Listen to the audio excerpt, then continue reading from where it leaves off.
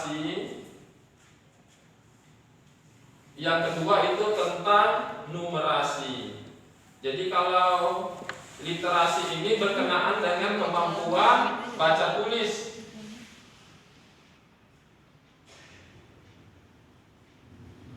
Nah, untuk kemampuan membaca itu alhamdulillah memang anak-anak kita setiap hari di sekolah kita sediakan waktu untuk membaca. Walaupun memang ada beberapa anak kita itu yang membacanya belum terlalu fasih pengucapannya. Itu barangkali karena kurangnya kesempatan dia berlatih di rumah untuk membaca nyaring. Mungkin kalau membaca dalam hati dia lancar, tapi ketika mengucapkan kata itu ada beberapa anak kita yang memang masih kesulitan untuk mengucapkan kata-kata tertentu. Harus diulang berkali-kali. Nah, untuk itulah memang untuk kegiatan membaca ini kami minta bantuan Bapak dan Ibu. Tolong siapkan waktu di rumah, minta anak kita membaca nyaring agar kita bisa mengevaluasi pengucapan kata demi kata dari materi yang dibacanya itu.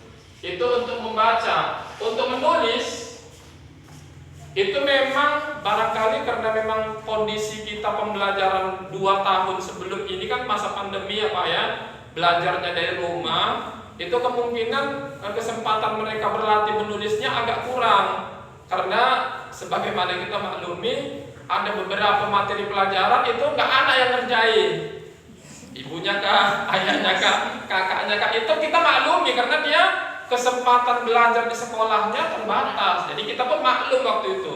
Nah, sekarang itu kita evaluasi. Jadi kalau Bapak dan Ibu periksa buku tulisan anak kita, Bapak dan Ibu saya yakin sudah mulai melihat perbedaannya Bu ya. Semakin hari tulisan anak-anak kita itu sudah semakin rapi. Jadi yang pertama kita perhatikan itu kemarin masalah penulisan tulisan. Itu rata-rata anak kita kalau menulis itu tidak digaris dia. Jadi tidak menulisnya buku, nggak begini. Tulisnya di atas ini, melayang tulisannya. Rata-rata begitu. Itu kita kasih tahu lagi anak-anak semuanya garis ini gunanya untuk meletakkan huruf. Itu yang pertama kita evaluasi dulu. Yang kedua penggunaan huruf besar dan huruf kecil. Itu juga masih banyak yang tidak bagus. Huruf A besar sering sekali terletak di tengah-tengah.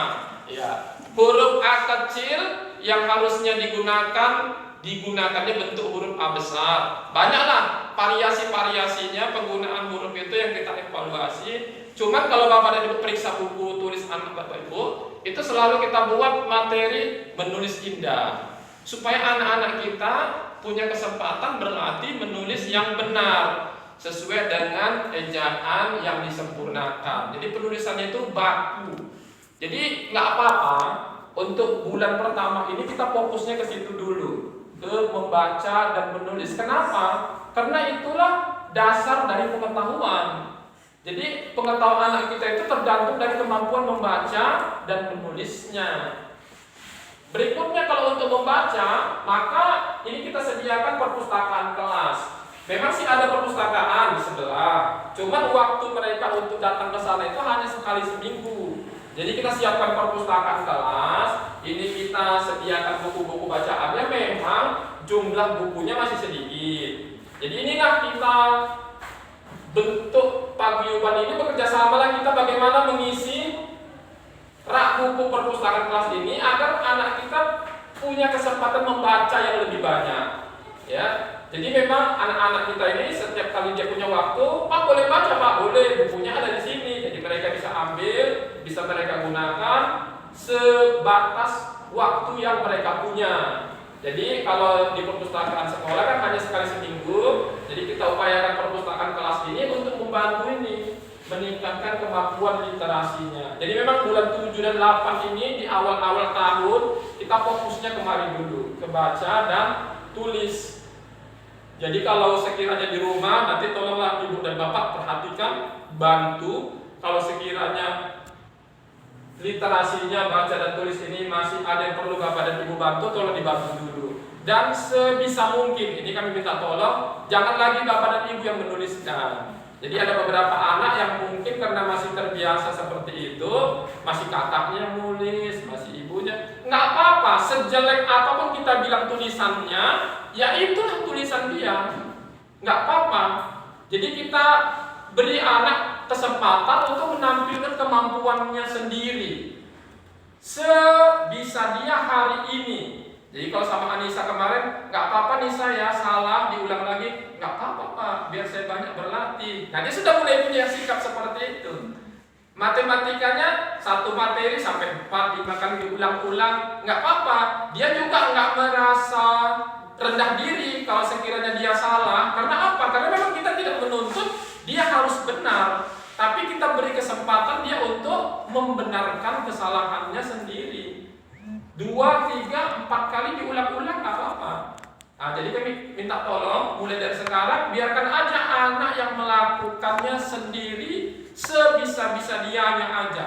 Kita juga nggak usah menuntut yang terlalu tinggi gitu. Kita ikuti aja perkembangan belajar anak kita, supaya dengan begitu anak-anak kita ini punya kebanggaan diri, punya rasa percaya diri. Nah yang ketiga untuk literasi ini kita mulai nambah materi berikutnya. Setelah dia baca, tulis, yang ini kita coba sekarang adalah berbicara.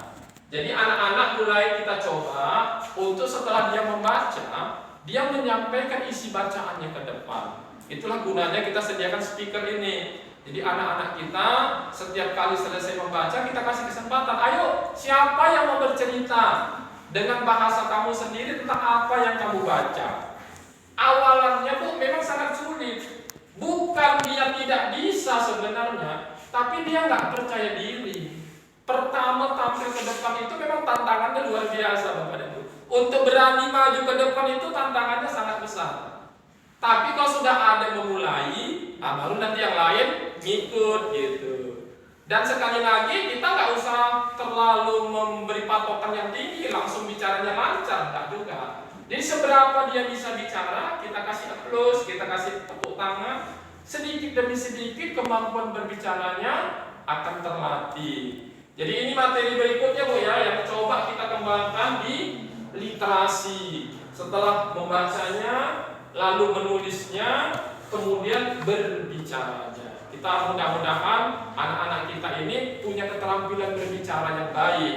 Jadi ini adalah salah satu modal untuk dia di masa depan. Jadi pemimpin-pemimpin itu baru berhasil kalau dia pandai bicara. Banyak Bu orang pintar, tapi dia nggak bisa mengungkapkan kepintarannya. Akhirnya dia nggak bisa menjadi khalifah, nggak bisa jadi pemimpin.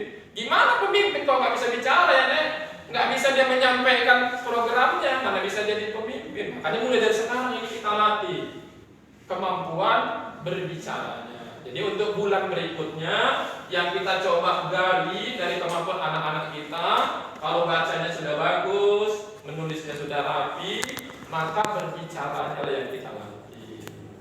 Nah berikutnya untuk numerasi. Numerasi ini kegiatan belajar matematika, dan ini sudah berjalan 3 minggu. Dari 26 anak kita, 20 sudah ikut. Ada 6 orang anak lagi memang yang belum ikut. 2 orang anak karena memang kemarin kita sampaikan nggak usah ikut dulu. Itu yang memang hasil tes kemampuan dasarnya sudah cukup bagus. Subhan Zikri dengan Quran. Nah, itu memang kita minta kemarin nggak usah ikut dulu lah. Kenapa? Karena materinya masih terlalu rendah bagi mereka. Penjumlahan dan pengurangan, sementara mereka sudah bisa di perkalian. Jadi kita berharap 2 minggu ke depan ini anak-anak kita sudah ada yang masuk ke perkalian, baru mereka kita gabungkan gitu. Jadi anak-anak kita ini dari 20 yang ikut itu 14 masih di penjumlahan, 6 orang sudah masuk ke pengurangan. Jadi kita berharap 2 minggu ke depan sudah ada yang masuk ke perkalian, sehingga Quran dan subhannya sudah bisa gabung nanti. Cuman yang 4 orang ini nanti mohon dikonfirmasi sama orang tuanya, apa yang menjadi kendala, kenapa belum bisa ikut. Minimal sekali seminggu di sekolah di hari Minggu gitu. Nanti saya sampaikan datanya. Yang 4 orang ini tolong nanti melalui pengurus paguyuban coba di sentuhlah hatinya, macam mana caranya biar anaknya juga bisa ikut kegiatan kita ini supaya bisa berkembang kemampuannya, bertambah kemampuannya. Jadi itu untuk numerasi. Alhamdulillah saya berterima kasih kepada pengurus yang sudah begitu support dengan kegiatan kita, termasuk Bapak dan Ibu, termasuk nenek juga. Hari Minggu bisa ikut cucunya belajar di sekolah. Jadi itu minimal sekali lah, kalau bisa tentu 3 kali seminggu kalau bisa, tapi seminimal-minimalnya sekali seminggu di hari Minggu. Jadi nanti sumbangan Cikri nanti kalau sekiranya saya sampaikan udah bisa ikut, nanti diantar ya Pak ya. Iya, kegiatannya memang harinya Jumat, Sabtu, sama Minggu untuk matematika. Nah, itulah laporan perkembangan hasil belajar anak kita di kelas 4A. Jadi ini kami minta tolong, kalau baca dan tulisnya nanti tolong dibantu di rumah dan kasih support anak-anak, semangat anak-anak untuk berani tampil di depan berbicara. Jadi kalau sekiranya boleh dilatih di rumah Bu. Jadi anak kita selesai baca, coba Kak sampaikan apa isi bacaannya gitu. Coba dengan bahasanya sendiri saja gitu. Nanti kalau sekiranya di rumah dia sudah berlatih, dia punya rasa percaya diri untuk tampil di sekolah karena dia di rumah sudah berlatih gitu. Jadi itulah harapan kami kerjasama dari Bapak dan Ibu untuk membantu anak-anak kita. Kemudian untuk numerasi ini yang kami minta tolong hafalan perkalian. Jadi ini memang anak-anak kita kan masih di penjumlahan dan pengurangan, tapi kita berharap 2 minggu lagi sudah masuk perkalian. Jadi dari sekarang kita latihlah di rumah perkaliannya. Yang kita minta sama anak-anak kemarin perkalian 2 sampai 9. Jadi dengan dia berlatih di rumah perkalian, begitu dia masuk materi, dia sudah bisa mengikutinya dengan lebih siap karena dia hafalan perkaliannya sudah dapat dari rumah. Walaupun di sekolah memang kita ulang-ulang juga, cuman kesempatan kita terbatas kalau di sekolah karena jam kita kan bergabung dengan pelajaran jam studi. Jadi pelajaran kita banyak gitu. Jadi waktunya terbatas, dibantulah di rumah. Jadi untuk kegiatan pembelajaran literasi dan numerasi itu sudah kita jalankan dan akan terus kita kembangkan. Dan untuk bulan 9 itu biasanya di ujung bulan nanti ada ujian. Namanya ujian tengah semester. Jadi anak-anak kita ini kan sudah masuk buku tema 2. Jadi kita minta supaya Bapak dan Ibu mengingatkan anak kita untuk sering mengulang pelajaran yang lalu. Buku tema 1-nya diulang-ulang juga dibaca. Biasanya kalau ujian tengah semester itu 3 tema. Tema 1, tema 2, tema 3. Tema 1-nya sudah selesai, jadi tolong nanti diulang-ulang. Tema 2-nya sedang berjalan, itu seminggu lagi selesai, baru masuk tema 3. Nah selesai tema 3 nanti biasanya ada ujian. Ujiannya materinya diulang dari tema 1, tema 2, sama tema 3. Jadi mulai dari sekarang anak-anak diingatkan, diulang dulu ya, pelajaran tema 1-nya dibaca lagi gitu. Tema 2-nya dibaca sama tema 3. Oke, itulah dia untuk paparan perkembangan hasil belajar murid kelas 4A yang mana di bulan Juli dan Agustus kita fokusnya di 2 materi ini dulu, di literasi dan numerasi. Setelah ini kita anggap cukup, baru nanti kita masuk pendalaman ke materi bidang studinya. Jadi kalau sudah dia lancar baca, dia sudah lancar nulis, materi bidang studinya itu biasanya ngikut dia. Karena materi bidang studi itu tergantung kemampuan anak membaca, tergantung kemampuan anak menulis. Kalau dia sudah rajin baca, rajin nulis, biasanya materi IPA, IPS, PKN itu biasanya ngikut dia. Anak-anak bisa berhasil kalau membaca dan menulisnya yang menjadi dasarnya itu dia sudah kuasai. Oke. Jadi itulah dia Bapak dan Ibu tentang paparan perkembangan hasil belajar murid kelas 4A. Sekarang kita masuk ke evaluasi program paguyuban kelas 4A yang mana ini kita minta bantuan kepada pengurus untuk menyajikan apa yang perlu kita perbaiki dari program yang sedang berjalan. Program yang sedang berjalan itu ada lomba yang sudah berjalan, ini materi lomba, berarti materi kelima ya Bu ya. Materi yang kelima itu sudah berjalan, itu akan kita laksanakan setiap bulan. Lalu yang sudah berjalan materi ke-7 ya Bu ya. Materi kelima dan ke-7. Nah, bagaimana dengan materi yang lainnya.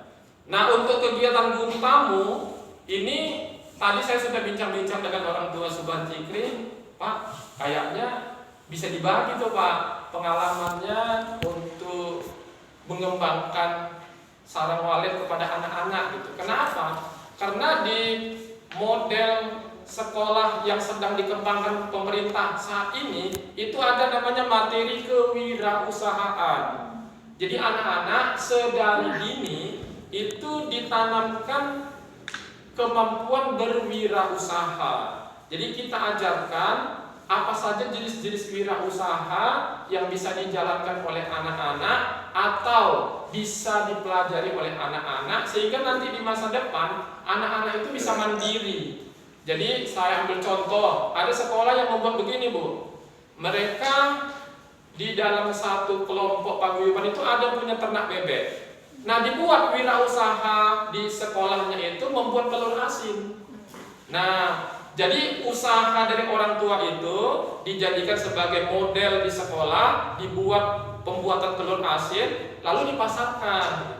Jadi anak-anak itu sedari dini kita beri kesempatan untuk menjajaki dunia usaha, sehingga dengan harapan anak-anak kita itu semakin cepat mandiri dari sisi ekonomi. Jadi anak-anak kita itu sebisa-bisanya tidak terus bergantung dengan orang tuanya sampai kuliah. Kalau bisa jangan sampai kuliah gitu. Kalau bisa paling banyak sampai SMP aja dia dibiayai orang tuanya secara penuh. Nanti setelah SMA dia sudah mulai sedikit demi sedikit membiayai kebutuhannya sendiri walaupun belum 100% gitu. Dan kalau sudah kuliah diharapkan dia sudah mandiri, sudah bisa menghidupi dirinya sendiri, berkuliah sambil bekerja. Itulah harapan dari model pendidikan kita hari ini. Makanya tadi saya bincang, wah enak ini Pak, seru nih Pak. Nanti bisa bagi waktunya ya Pak ya. Jadi kalau untuk kegiatan guru tamu ini nanti akan coba saya rancang dari beberapa yang sudah masuk ini. Kita coba nanti mencari mana kegiatan yang bisa kita laksanakan di sekolah.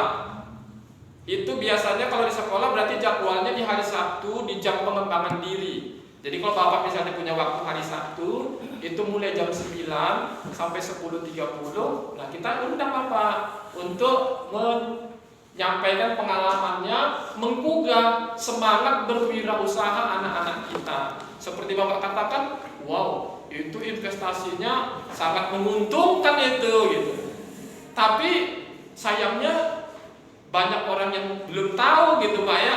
Itu bisa dibagi di kelas kita. Itulah maksudnya kegiatan di nomor 2, kegiatan guru tamu. Jadi nanti kita coba undang Bapak dan Ibu di hari Sabtu. Kalau sekiranya Bapak dan Ibu misalnya punya tawaran, wah hari Sabtu nggak bisa nih, bisanya hari Rabu. Nanti kita coba cari jadwal pelajaran hari Rabunya kita pindahkan ke hari Sabtu gitu.